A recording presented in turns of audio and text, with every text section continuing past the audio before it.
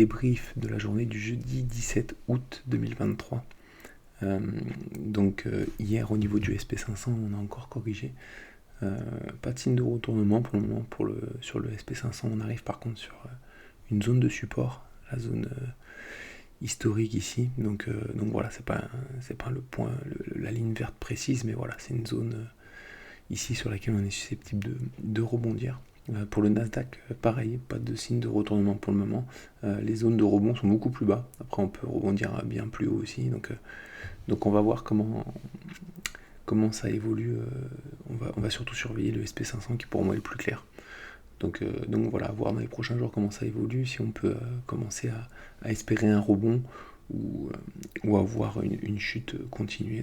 Donc voilà, de notre côté, on voit un rebond pour bientôt. Donc voilà, on va suivre ça en tout cas. Pour la journée d'hier, alors la perf du jour, on commence avec du coup les shorts, clic, un short les shorts qui performent pas mal en ce moment. Donc voilà, alors clic, on l'avait pris, il me semble, à la hausse, ici peut-être sur le pullback abusif. On avait un objectif qui était ici, et en fait à l'objectif on était sur une zone aussi de résistance. Donc voilà, et on voit qu'en daily on avait à la fois un double top et un triangle ascendant qui a été cassé par le bas. Donc là en short on était rentré sur le pullback ici en 1 heure. Je sais pas si on va le voir en 1 heure. Voilà.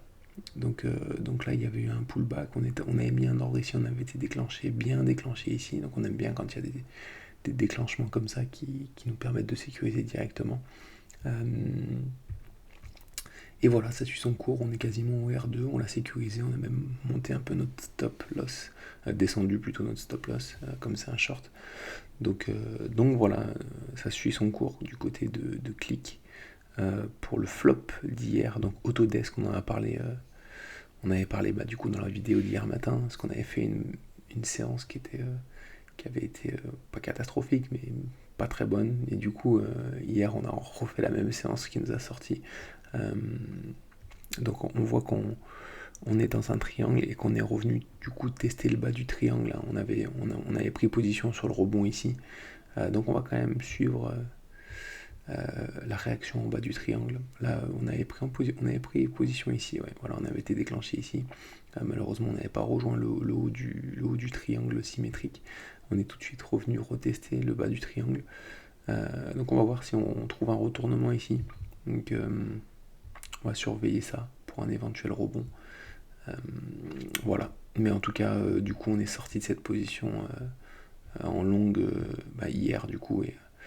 Et voilà. Voilà pour le flop du jour, du coup, et l'opportunité de demain. Alors, on va parler de Fang, Diamondback Energy. Donc voilà, c'est une action qui est assez haussière en général. Depuis quelques temps, notamment depuis 2020. Là, on a à la fois une sorte de triangle, un grand triangle symétrique, et aussi une tête-épaule inversée qu'on a cassée par le haut ici. Donc on va mieux le voir en daily. Je vais essayer de faire en sorte que tout ça soit plus clair. Voilà. Alors, épaule.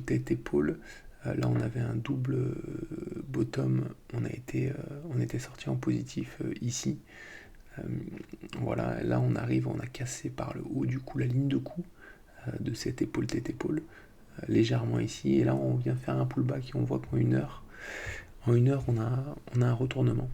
Donc voilà, on a mis un ordre au-dessus. Si jamais on est déclenché, notre stop loss sera ici. On a des objectifs qui sont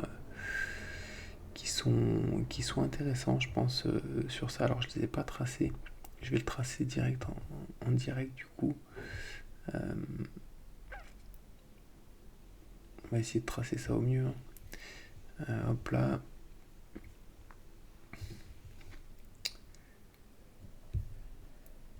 Donc voilà, on arriverait autour de notre R6 si on atteint l'objectif.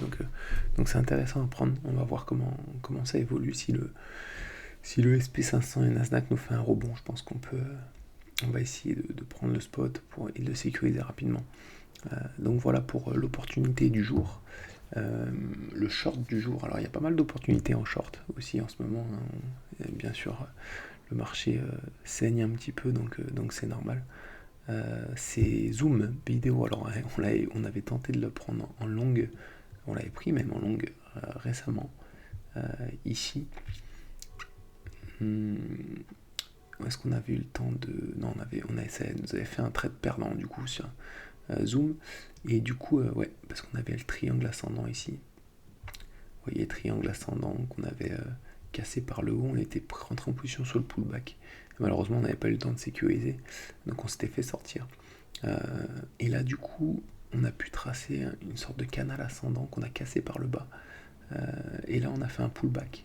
Je vais voir ça en 1 heure, je vais vous montrer en 1 heure. Voilà, on a fait un pullback ici, on a fait un retournement, donc on va positionner un ordre ici et puis mettre un stop loss ici si on est déclenché. Il y a des objectifs qui nous amèneraient au R2,5.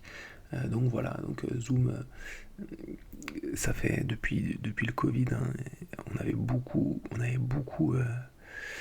on était beaucoup monté depuis le Covid et là elle a du mal depuis fin 2020. Elle a beaucoup de mal cette action.